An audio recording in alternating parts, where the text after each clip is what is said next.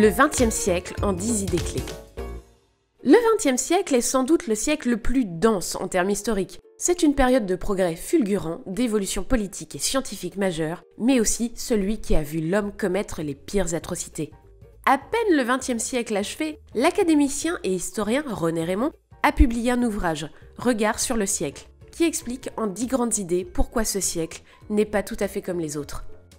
Idée numéro 1. Le XXe siècle n'a pas duré un siècle. Le découpage séculaire du temps, c'est-à-dire par période de 100 années que nous appelons des siècles, tient plus de la commodité mathématique que d'une quelconque logique historique. Du point de vue de l'histoire, on peut considérer, selon René Raymond, que le XXe siècle débute en 1914 et s'achève en 1989. Ces deux bandes historiques sont d'ailleurs souvent choisies par les concepteurs pour les sujets d'histoire ou de géopolitique. 1914 d'abord, marque le début de l'embrasement de l'Europe. La Première Guerre mondiale fera date par son caractère inhumain et son impact sur les sociétés européennes ou encore le processus de colonisation. 1989, quant à lui, correspond à la chute du mur de Berlin et est en revanche plus contestable car on peut considérer que la fin du monde bipolaire dominé par les États-Unis et l'URSS s'achève en 1991, lorsque l'Union soviétique implose définitivement. Néanmoins, l'idée à retenir qui justifie le passage au siècle historique suivant est claire. Le début des années 1990 marque la fin de l'histoire, selon le concept théorisé par l'américain Francis Fukuyama. Après un siècle de feu marqué par le totalitarisme et la guerre froide, les contemporains pensent que le capitalisme et la démocratie libérale vont progressivement devenir les valeurs politiques universelles. Idée numéro 2. Le XXe siècle ou l'accélération de l'histoire. La vitesse des changements survenus pendant le XXe siècle est sans commune mesure avec les siècles passés. Voilà pourquoi on parle d'accélération de l'histoire. À l'échelle mondiale, la croissance démographique a par exemple explosé au XXe siècle. On compte environ 4 fois plus d'hommes sur Terre en 2000 qu'en 1901.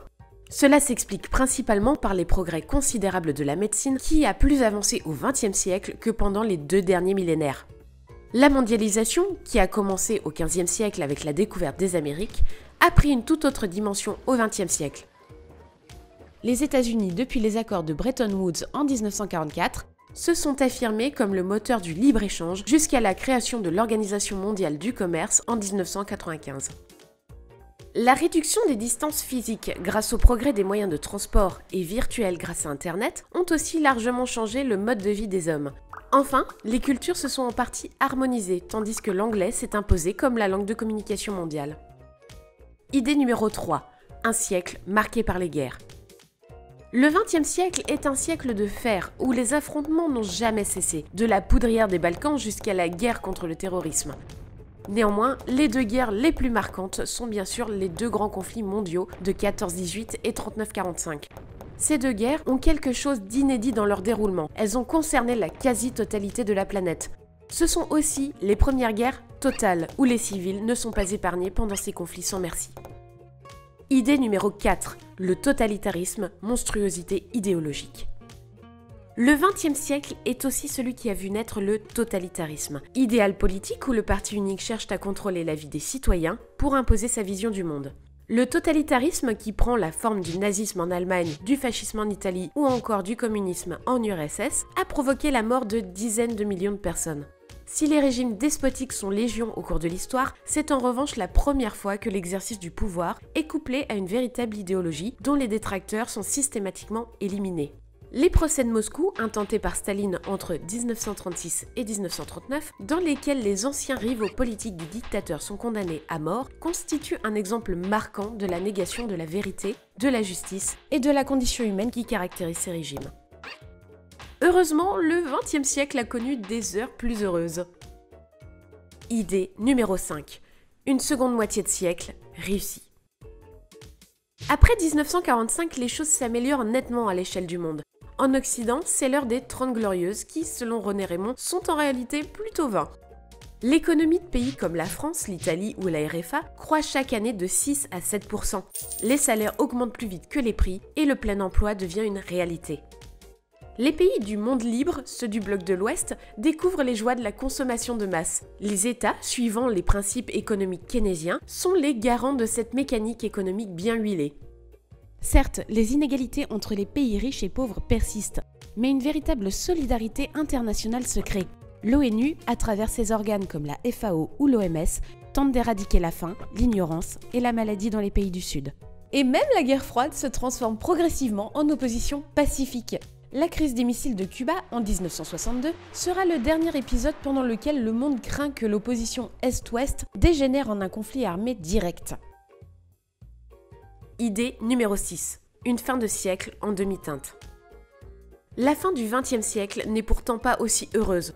Aux 30 glorieuses succèdent les 20 piteuses. La croissance ralentit autour de 2 à 3% et le chômage de masse devient structurel dans de nombreux pays, notamment en Europe. L'Afrique, qui a connu une vague d'indépendance dans les années 60, n'a pas vraiment décollé et reste largement dominée par l'extrême pauvreté. Les conflits sanglants persistent en ex-Yougoslavie ou au Moyen-Orient sans trop d'espoir de paix durable pour cette région. Enfin, l'analphabétisme ou certaines maladies comme la tuberculose ne sont toujours pas éradiquées. La propagation du sida dans les années 1980 sonne aussi le glas de la sexualité débridée de cette époque. Idée numéro 7. Le siècle du progrès. Le XXe siècle est, selon René Raymond, celui qui a vu l'humanité progresser considérablement dans tous les domaines. Il serait impossible de résumer toutes les avancées qui ont jalonné ce siècle, mais on peut tout de même citer les plus notables. L'homme a conquis le minuscule, en découvrant le fonctionnement du génome par exemple, mais aussi l'infiniment grand à travers la conquête de l'espace qui a grandement été motivée par le contexte de la guerre froide. Le porte-conteneurs a permis le développement du commerce mondial, les NTIC, la collecte et l'exploitation d'une grande quantité de données avec des applications multiples, tandis que l'exploitation de l'énergie nucléaire, qui a d'abord fait des dégâts considérables dans les derniers jours de la Seconde Guerre mondiale, n'est plus qu'une arme de dissuasion et un moyen de produire de l'électricité. Idée numéro 8. Les hommes et les femmes vivent mieux.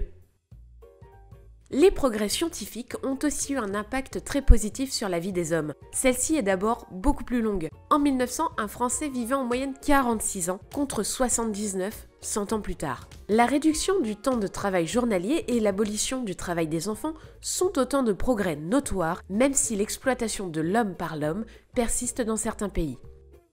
Les femmes sont également mieux considérées.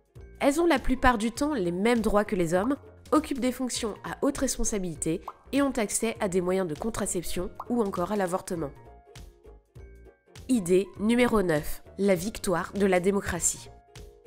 En termes politiques, le XXe siècle est effectivement celui de la démocratie. Ce sont d'abord les régimes démocratiques qui ont maté le totalitarisme pendant la Seconde Guerre mondiale. Par la suite, de nombreux régimes autoritaires sont tombés, la plupart du temps sans violence.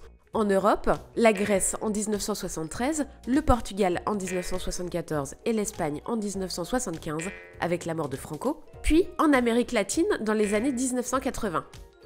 Et les ex-démocraties populaires qui se sont empressées de mettre en place des élections libres après la chute de l'URSS. Saluons par ailleurs les progrès de l'Afrique, qui a largement perfectionné l'exercice de la démocratie dans les années 1980-1990, même si de fortes disparités entre les États demeurent. Aujourd'hui, si tous les pays de la planète ne sont pas démocratiques, tous les dirigeants du monde se réclament au moins comme légitimes auprès de leur peuple. Idée numéro 10. Un rapprochement inédit entre les peuples. Les atrocités des grandes guerres ainsi que l'émergence d'un espace mondialisé ont poussé les nations à avancer main dans la main. Si la première véritable tentative, la Société des Nations, qui voit le jour à l'issue de la Première Guerre mondiale, ne survivra pas à la Seconde Guerre mondiale, d'autres initiatives comme l'Union européenne ou l'ONU ont véritablement bouleversé les relations entre les États. L'ONU d'abord a permis l'émergence d'une véritable gouvernance mondiale. Certains principes, dictés dans la Charte des Nations Unies, comme la liberté et l'égalité entre les hommes, sont érigés au rang de morale universelle. L'ONU peut ainsi intervenir grâce à ses propres troupes, les casques bleus, lorsque les droits de l'homme sont bafoués. Ce fut par exemple le cas lors de la guerre de Bosnie-Herzégovine en 1992. Une autre instance internationale, la Cour pénale internationale, est chargée de juger et de condamner les individus qui se sont rendus coupables de crimes de guerre, comme par exemple les commanditaires d'un génocide. Quant à l'Union européenne, initiée par le discours de Robert Schuman, le ministre des Affaires étrangères français de l'époque, elle constitue de très loin l'exemple de zone d'intégration régionale le plus abouti de la planète. Elle va permettre de pacifier le continent, de porter la croissance économique des États membres, puis de créer progressivement une véritable communauté européenne à travers le marché unique, l'espace Schengen, le programme Erasmus ou la création de l'euro.